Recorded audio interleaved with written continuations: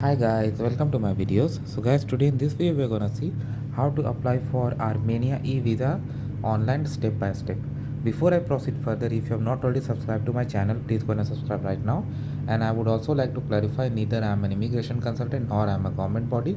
So if you take anything out of this video, you do it at your own risk. My intention is to show you how to navigate through a service. Alright guys, so let's proceed. So guys, in front of you I have opened the official Armenia government e-visa site.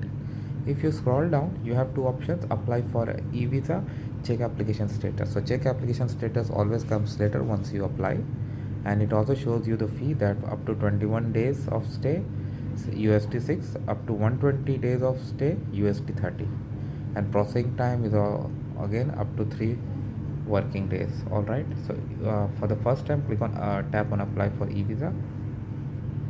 All right, so now this is the page where it shows you the multiple tabs that are gonna through. First is document type and country.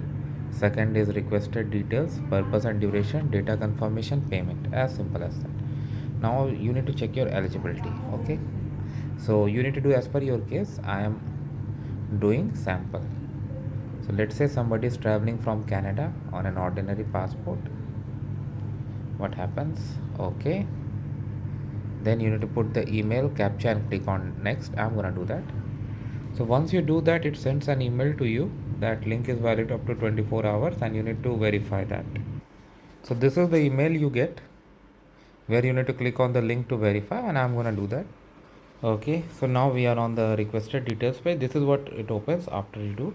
So first it asks for passport information, personal data, your country of birth, place of birth, occupation, then contact information in Armenia. And they have also given you help, like if you're going to stay at a hotel apartment, that you can put on attachment, passport attachment, supported documents based on your case. Okay, and then you need to set your purpose, duration, then confirm your data and payment.